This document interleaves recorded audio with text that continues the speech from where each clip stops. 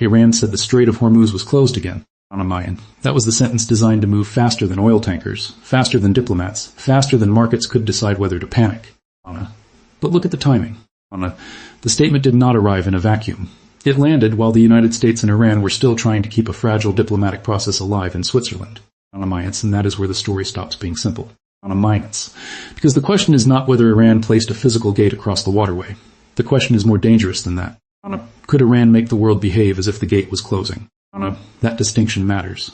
A real closure is a military event. A believable closure is a psychological weapon. One stops ships. The other stops decisions. It freezes insurance desks, delays cargoes, rattles importers, scares governments, and turns every captain approaching the Gulf into a political actor.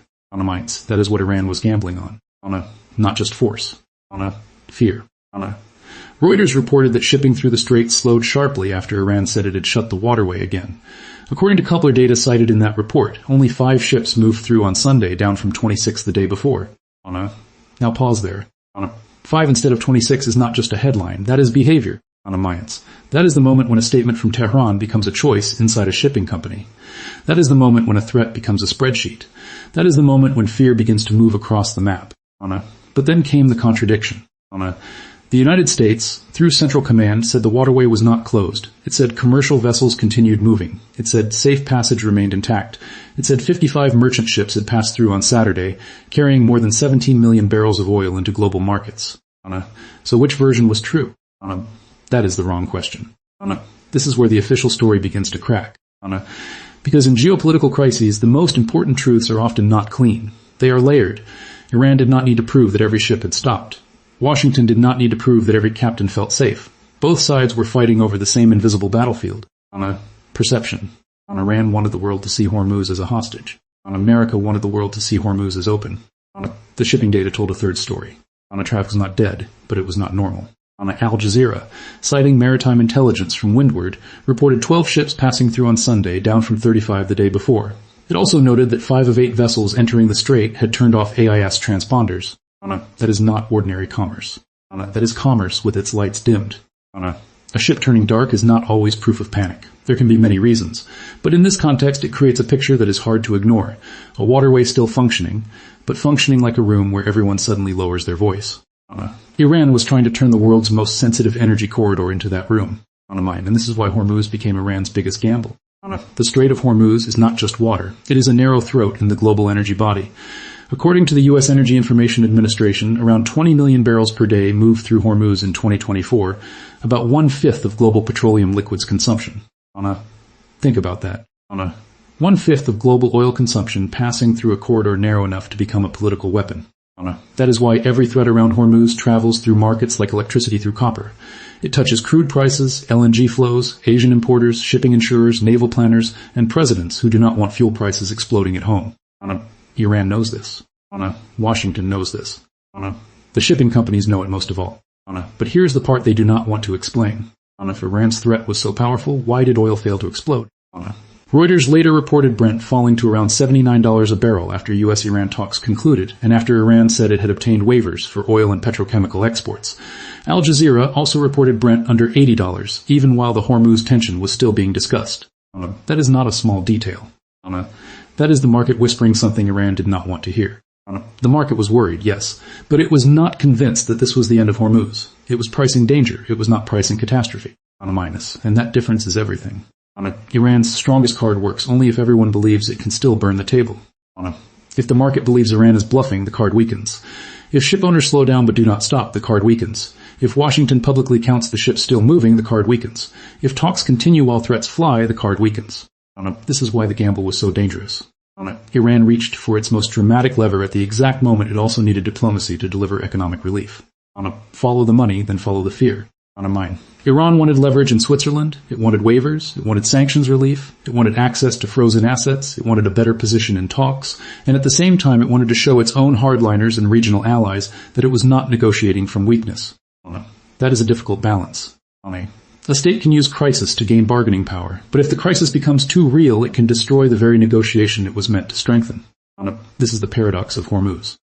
Iran needs the strait to be dangerous enough to matter, but not so dangerous that it triggers a wider confrontation it cannot control. It needs shipping companies to hesitate, but not enough for the United States to escalate militarily. It needs oil markets to listen, but not enough for major Asian customers to turn against Iran. It needs Hezbollah and Lebanon in the story, but not enough to make the entire deal collapse. That is not strategy on solid ground. That is strategy on ice. And the ice was already cracking. AP reported that Iran tied the closure to Israeli actions in Lebanon. A Hezbollah official, speaking anonymously, said Iran would not reopen the waterway until Israel publicly complied with a comprehensive ceasefire in Lebanon. Now pause there. Israel and Hezbollah were not the signatories of the U.S.-Iran framework. They were not sitting at the same table in Switzerland. Yet Iran tried to connect their battlefield to the movement of global energy through Hormuz. That is the real escalation. Not just a maritime threat. A linkage threat. Mine was saying, if Lebanon burns, Hormuz trembles. That is not just a message to Israel. It is a message to Washington, to Asian oil importers, to shipping insurers, to Gulf producers, and to every capital that needs the energy system to remain boring. Because boring is the highest form of stability in energy markets. Iran tried to make it dramatic. But drama can backfire.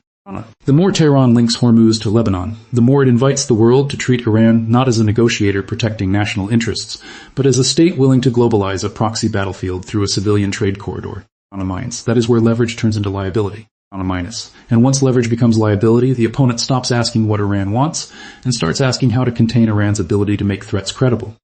That is exactly why CENTCOM's public statement mattered. It was not merely operational, it was psychological. By saying traffic continued and safe passage remained intact, Washington was trying to puncture the balloon before markets filled it with panic. The question is not what they said, the question is what they moved. Iran moved language. Shipping companies moved caution. The United States moved reassurance. Markets moved selectively. That pattern tells you the crisis was not one thing, it was 4 overlapping contests. A military contest over access, an economic contest over oil and insurance, a diplomatic contest over sanctions and ceasefires, and an information contest over whether Iran's threat should be believed. To understand this, I want you to imagine a model. Call it the choke point credibility trap. A choke point is valuable as a weapon because everyone depends on it. But the moment you threaten it too often without fully closing it, you risk teaching the world how to live with the threat. That is the trap. If you never use the weapon, your enemies may doubt you. If you use it too dramatically, your enemies organize against you. If you threaten it and the world keeps moving, your credibility bleeds away. Iran was stepping into that trap. Not because Hormuz is unimportant, it is extremely important. Not because Iran has no tools, it has tools. But because a choke point weapon is not a sword. It is more like a glass knife. It can cut deeply, but if you grip it too hard, it cuts your own hand. This is what made the timing so revealing. The talks in Switzerland were not dead. According to Reuters, Qatar and Pakistan said the sides had agreed on a roadmap toward a final deal within 60 days. Technical talks were expected to continue. The framework reportedly included mechanisms around Lebanon and safe passage through Hormuz. So Iran was not threatening from outside the room. Iran was threatening while still inside the room. That is a very different picture. A country outside diplomacy can escalate to enter diplomacy. But a country inside diplomacy that escalates is trying to raise the price of staying there. That can work. For a moment. But only if the escalation looks controlled.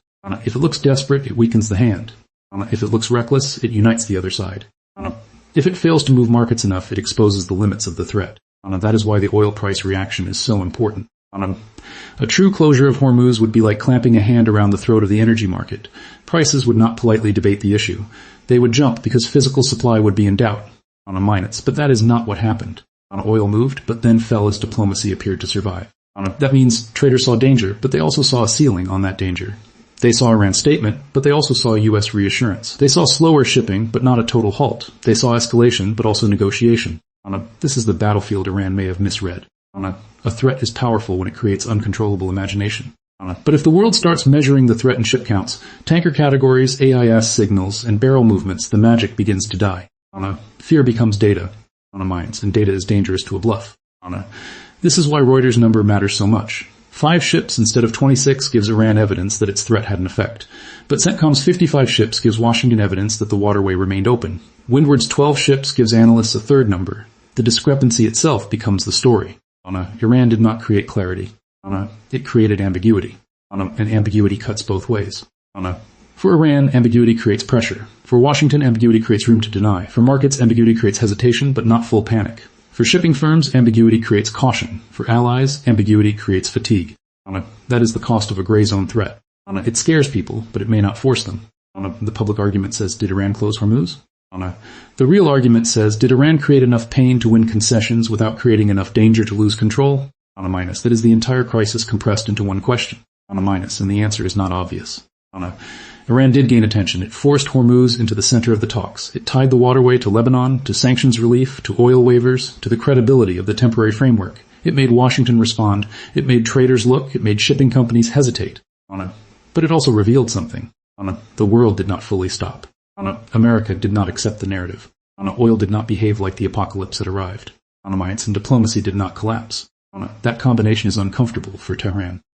Because if your strongest threat does not create panic, you have to either escalate further or accept that the threat has limits. Escalating further is dangerous. Accepting limits is humiliating. That is the trap. Now let's look at the Lebanon link again, because this is where the crisis becomes even more delicate. Was not just saying, we are under pressure, so Hormuz is at risk. It was saying, in effect, a battlefield involving Israel and Hezbollah can affect the passage of global energy. That is a serious strategic move. It turns a regional proxy conflict into a global economic pressure point. It says that a strike in southern Lebanon can echo inside an oil tanker's route planning system. It says that Hezbollah's battlefield and Japan's energy imports are connected by Iranian leverage. That may sound powerful, but it also makes Iran look like the actor internationalizing the crisis. And that is dangerous for Tehran's diplomatic image. A country seeking sanctions relief wants to look like a rational state negotiating under pressure. A country threatening Hormuz over Lebanon risks looking like it is turning global trade into collateral for regional militia politics. That is the reputational cost. Reputational costs matter in diplomacy. Sanctions are not just laws on paper. They are a slow tightening belt around the ribs of a state. To loosen that belt, Iran needs partners to believe that engagement can produce stability. But Hormuz threats tell partners the opposite. They say engagement may produce a pause, not stability. That is why this gamble could become a disaster even if no major battle erupts.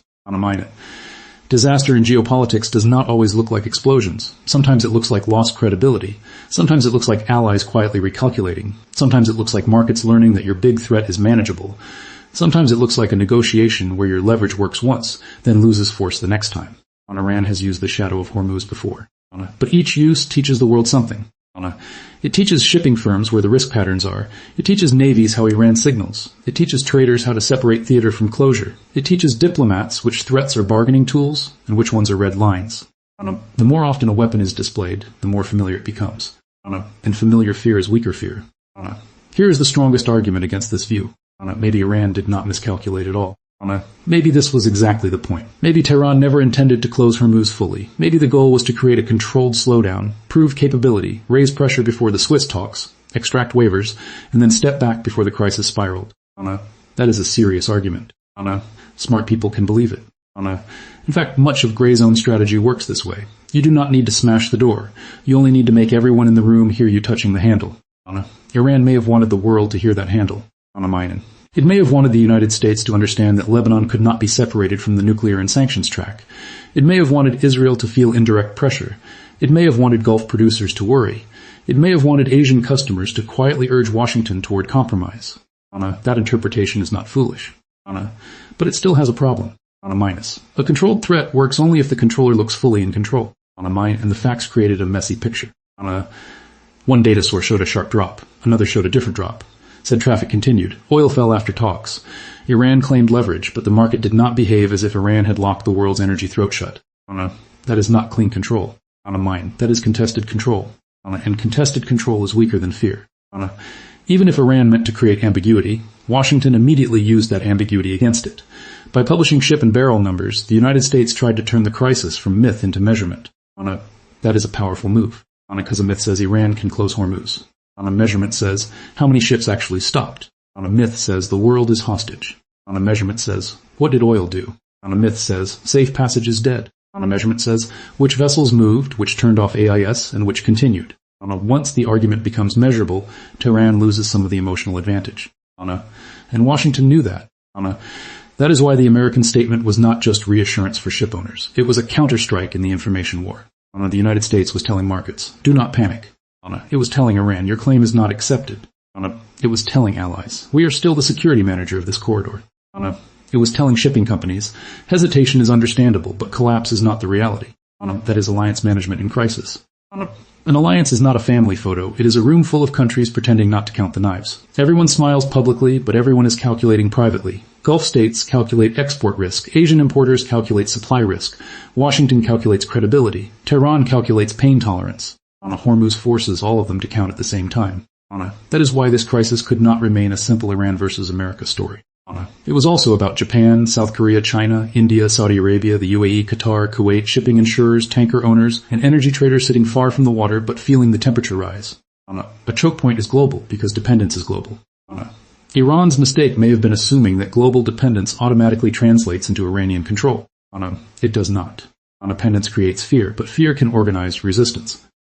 The more Iran threatens Hormuz, the more other powers have an incentive to reduce vulnerability, expand alternative routes, coordinate naval protection, adjust stockpiles, and treat Iranian relief demands with suspicion. This is the long-term danger for Tehran. Every dramatic threat can win short-term attention while building long-term containment. That is a bad trade if you are already under sanctions pressure. Iran needed the world to see it as unavoidable. It risked making the world see it as unreliable. Those are not the same thing. And in diplomacy, unreliable actors pay a tax. Their promises are discounted, their threats are tested, their concessions require verification, their statements move markets less over time because markets learn to ask, is this real or is this theater? That may be what happened around Hormuz. Not complete disbelief, but partial immunity. The world reacted, but it did not break. And for a coercive threat, that is a warning sign. Now, none of this means Iran is weak. That would be too simple. Iran still has geography, it still has missiles, it still has drones, it still has naval assets, it still has proxies, it still has the ability to make the Gulf expensive, dangerous, and politically unbearable. But power is not just having tools. Power is knowing when using a tool increases your options and when it reduces them. Hormuz is so powerful that it tempts overuse. That is the danger. It is the button everyone knows exists. But the more Iran points at the button, the more the world studies the wiring. And once the wiring is studied, the button is less mysterious. This is why I think the phrase total disaster should not be understood as immediate military defeat. The disaster is more subtle. Iran may have exposed that its greatest threat is strongest as a shadow, not as a repeated announcement. When the shadow becomes a press release, everyone looks for the body behind it. And if the body does not match the shadow, the fear shrinks. Look at the timing again. Iran threatened Hormuz as talks were moving toward a 60-day roadmap. It tied maritime access to Lebanon. It forced the United States to publicly deny the closure. It triggered shipping caution. It failed to trigger full market panic. It then continued negotiating from inside the crisis. That is not just escalation. That is a negotiation conducted with a lit match over a fuel tank, while insisting no one should worry because the match is under control. Maybe it is. But maybe that is exactly the problem. If everyone can see you need the match more than you want the explosion, your leverage starts to look performative. And once it looks performative, opponents call the bluff. That may be why America's response focused so heavily on continuity. Not threats. Continuity. Ships are moving, barrels are moving, safe passage remains. The strait is open. That message was designed to drain the drama out of Iran's announcement. Because drama is useful to Tehran. Boredom is useful to Washington. In an energy choke point crisis, boredom is not weakness. Boredom is victory. If markets stay calm, if vessels keep moving, if allies do not panic, if oil does not spike uncontrollably, then the coercive effect is contained. That is the American objective. Keep Hormuz boring. Iran's objective was the opposite. Make Hormuz impossible to ignore. For 24 hours, Iran succeeded. But success in attention is not the same as success in leverage. Tension is loud, leverage is durable. And the evidence suggests Iran got the first more clearly than the second. The next phase will show whether this was a controlled signal or a credibility wound. There are exactly 3 things I would watch in the next 48 to 72 hours. First, watch the actual vessel count through Hormuz, especially not just total ships, but tankers, LNG carriers, VLCCs, and vessels going dark. If traffic rebounds quickly toward normal levels, Iran's threat will look like a short shock. If traffic remains depressed, Washington's safe passage narrative gets harder to defend. Second, watch Brent crude and shipping insurance together. Oil alone can mislead because traders price diplomacy, inventories, and future supply all at once. But if war risk premiums rise while oil stays contained, that means the physical shipping world is more nervous than the screen price suggests. Third, watch whether Lebanon language appears in the technical talks. If safe passage through Hormuz becomes formally linked to Lebanon ceasefire mechanisms, Iran will have succeeded in dragging a proxy battlefield into the maritime corridor. If negotiators keep them separate, Iran's linkage strategy may have failed. Those are the signals, not slogans, not speeches. minus signals. Because in this crisis, speeches are theater. Movement is truth. And the truth is that Hormuz did become Iran's biggest gamble. Not because Iran could not create fear, but because it may have created just enough fear for everyone to measure it. That is the fatal turn. A threat is most powerful before it is tested. Iran tested it. The world slowed down, looked carefully, and did not collapse. That does not mean the danger is over. It means the danger has become more precise. And precise danger is often the most unstable kind. Because once both sides understand the limits of fear, they start probing closer to the edge. Iran may now feel pressure to prove the threat was real. The United States may feel pressure to prove the threat failed.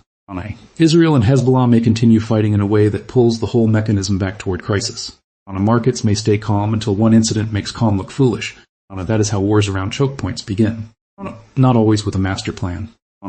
Sometimes with a statement, a slowdown, a denial, a ship going dark, a price that does not move enough, and a government deciding it needs to be believed. So ask yourself this.